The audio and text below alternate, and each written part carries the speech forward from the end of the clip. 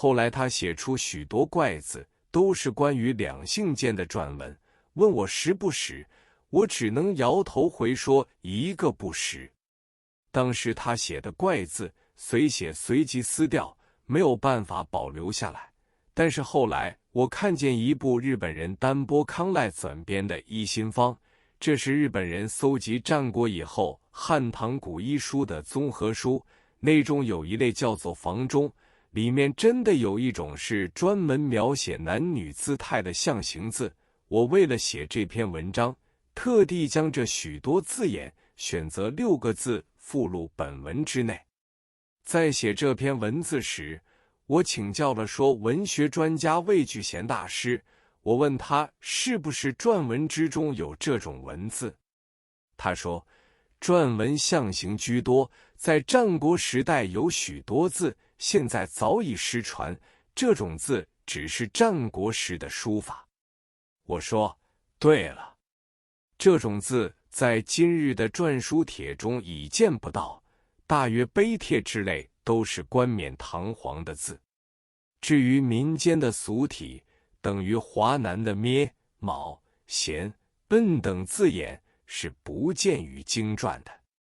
智老谈笑风生，妙语如珠，虽说是出于天才，但也由于平日修养躬深，素抱乐观，认识到心理卫生的真谛。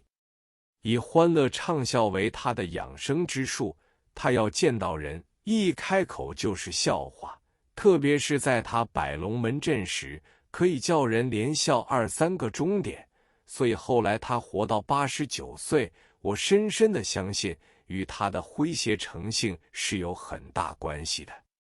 他对于一切的药物，所有补身剂、强壮剂，他从不沾唇。至于生果，拿到就吃，也不像近人要用消毒剂如灰猛羊水洗涤，所以他的长寿完全得益于情绪健康与心理卫生。修身养性或治长寿治老，专讲心理卫生，对生理卫生简直漫不介意。10个手指甲常年藏垢纳污，从不清洁，拿到东西便吃，而且好多东西已贮存多时，他也不理会。他的头发要2、3个月才剪一次，而且绝不进高等清洁的理发铺，常常就在陋巷中理发摊档胡乱剪一通便算了。他身上穿的衣衫常年只是几套，除了短衫随时洗涤之外，棉袄仅在太阳下晒一晒，连穿10多年是不稀罕的。曾经有一次他出席言语统一会议，主席王某在台上对智老大肆抨击，连骂了半个钟头，最后结论说吴志辉是一个王八蛋。智老听了毫无愠色，嘻嘻哈哈地站起来说，王先生今天的话都是神昏沾雨，他该知道我是姓吴，王八蛋应该是姓王的祖宗。大家一阵哄笑，他对所有的事情往往以一笑了之。智老的人生观就是达观与乐观，从来没有忧郁烦恼。他年事虽高，然而自己从来不认老，一天到晚讲笑话，逗人发笑，自己也纵声大笑。他的笑声都从丹田里发出来的，是十足的真笑和畅笑，这对身体大大有益。他的长寿原因完全在此。卫生家说，每天大笑3次比吃药还好，这话讲者自讲，但有些人要笑都笑不出，该笑都笑不来，这是习惯使然，把气氛郁着，一天到晚无病呻吟，忧忧郁郁，怪不得这种人病多而寿短。讲到治老，不要说一日大笑3次，我看来每天100次都不止。有客人来访，他就乘机畏畏不休地大谈笑话；没有客人来时，他就写日记、写论文，写的话和谈的话作风一模一样，叫人看着也好笑，他也认为是得意之笔。任何大事临到他的头上，他都用谈笑的方式来处理，譬如汪精卫反反复复地闹政治纠纷，他就写了一篇文章说，汪精卫的性格完全像狐狸精。这篇文章各报登载出来，传颂全国。汪精卫千言万语的政治论文，就给他这一篇滑稽短文全都破坏了。他的起居生活简单而朴实，吃东西除了水果从不滥吃，而且吃的很少，这对老年人最是有益。我见到无数老人爱吃东西吃之不已，尤其糯米食物无限制地吃下去，比小孩子不知饥饱还要厉害。这是一般老年人的通病，但智老却没有这个习惯。食色性也，关于男女之事，智老仅是嘴上谈兵。据他说，60后绝不轻举妄动。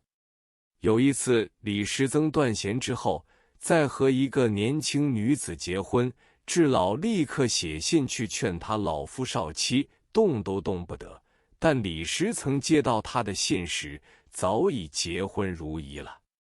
数天后，李时增来见智老，智老开口就笑，笑得李时增不好意思。那天我也在座，他对智老附耳轻轻说了几句话，智老一面点头，一边笑说，既然木已成舟，也不必解说了。可是你要记住，色字是怎样写的，不要常常想引刀成一块，辜负老年头呀。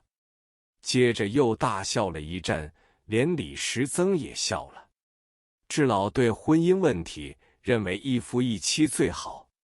他说，我们这一代人的婚姻，大多数是由父母做主，在幼年就定下的，到了18、19岁就糊里糊涂地结了婚，成婚之后便走出家庭去闹革命，稍有成就之后，往往对乡间的老婆看不入眼，因而时有祈酒另找对象。这个情形从大人物起到小喽啰指都是这个方式。那么笑话就来了，好多人的老婆驻守家园，又不允许离婚改嫁，所以好多人的老婆都给父亲接收了，俗语叫做爬灰。好像某人某人都是如此，名字我也记不得了。他又说，革命的人喜欢嫖妓，肃娼的人多到不胜枚举，那石阶下等妓院的妓女都有梅毒，梅毒的结果，他们都做了水果店老板。接着又提出某人如此，某人如何，所说的人物都是报纸上时常见到的。智老对心理卫生确实有研究，常常说，笑一笑，少一少，恼一恼，老一老。所以他从不发恼，得享高龄，真是一个心理卫生的实践者。